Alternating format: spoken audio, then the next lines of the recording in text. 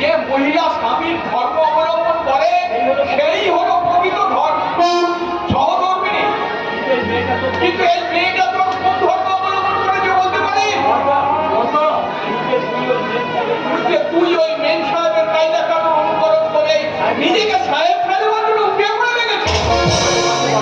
তুমি কি করে ভাবলে বললাম আমি তোমার মতো আঠুর ওপরে সস্তা দামে বিক্রি করে কেউ চাষা ভুষা সেজে থাকবো আর দিনা দিনে এক হাত ঠোঁটা দিয়ে কপালে চাঁদের মতো বিশাল এক বড় সিঁদুরে টিপ পরে বড় বউ সেজে ওই ঘরের মনে বসে থাকবে। তাই থাকবে বউ হতে গেলে সেটা বইয়ের মতোই শান্তি হবে।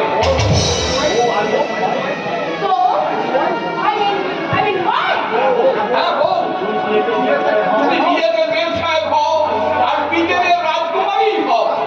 আজ তোমার পরিচয় তুমি ভারতবর্ষের এক বাঙালি পরিবারের গৃহবধূ। স্বামীর পরিচয় আজ তোমার একমাত্র পরিচয়। তাই আমার অনুরোধ, তোমার ওই মেম সাহেবের সাজ খুলে ফেলে তুমি আমার সংসারের কুলবধূর সাজ গ্রহণ করো।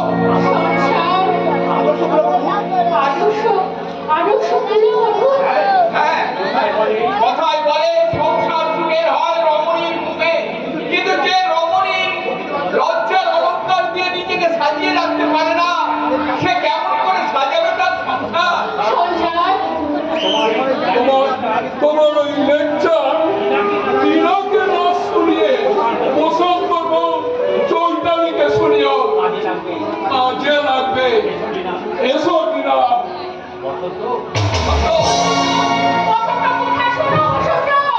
বসন্ত নয়, বড় স্বামী। স্বামী সংসারের কুলরক্ষী তুমি। এ বেশ তোমায় মানায় না মা। তোমার বড়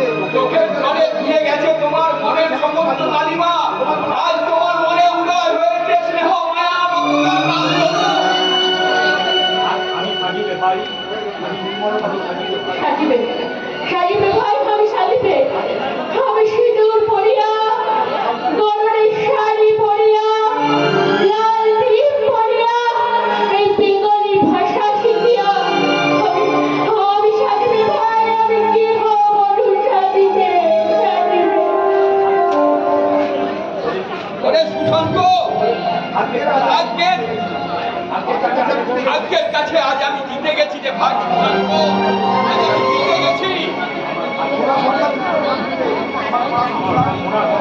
আমার মরা সংসার আবার নতুন করে প্রাণ ফিরে পেয়েছে।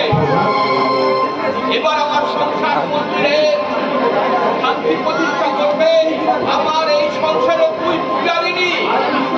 আজ আমি সুখী, ভীষণ সুখী, ভীষণ সুখী। তোমার সুখে রাজপ্রাসাদে প্রবেশ করার আগে আমরা তোমার আশীর্বাদ দিতে এলাম দাদা। আশীর্বাদ হ্যাঁ দাদা,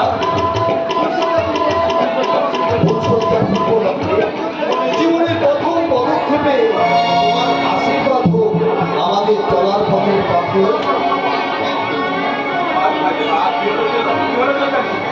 কি হলো চৈতালি, বর্ষাকে প্রাণ করো।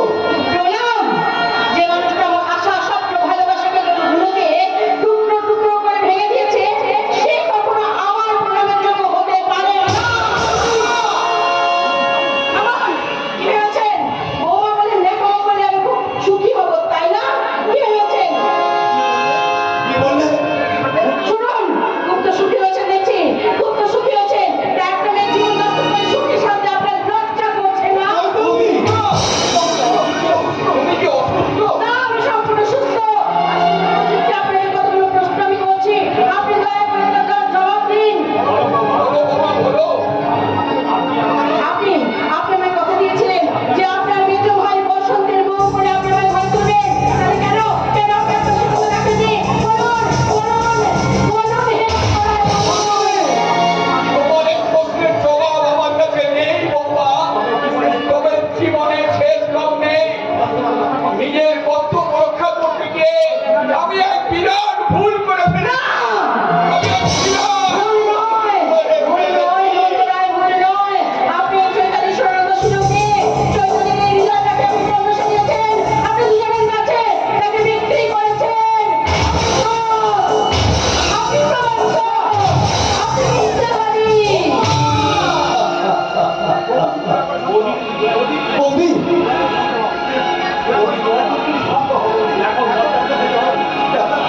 দেখো দেখো বৌদি, পর্দার চোখে চল।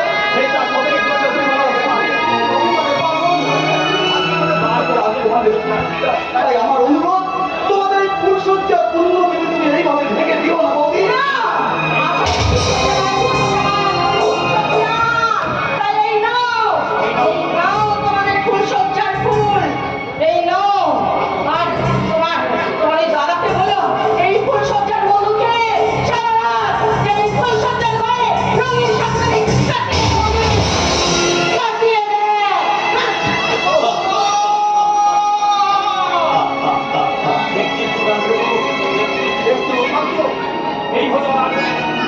দেখছিস দেখছিস সুশান্ত, এই হলো আমার ফুলসজ্জার ফুল।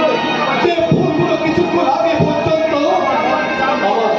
আমার মন প্রাণকে ভরিয়ে রেখেছিল, সেই ফুলগুলো এখন একটা একটা করে অসুখ ফুল হয়ে মাটিতে ঝরে পড়ে আছে।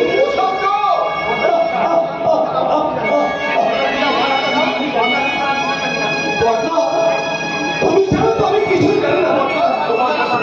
তোমার কথা রাখতে আমি বিনা প্রতিবাদে ওই জন্ডারিকে বিয়ে করেছিলাম। এবার এবার বলো বর্ণা, বলো এখন আমি কি করলাম?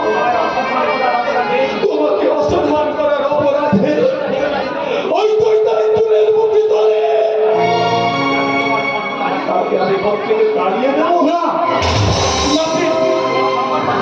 তোমার সম্মান বাঁচাবে।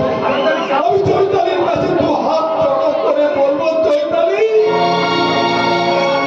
আমি তোমার পিতার বন্ধুরের স্বামী, তোমায় আমি অনুরোধ করছি, দয়া করে তুমি আমাকে স্বামীর স্বীকৃতি দাও।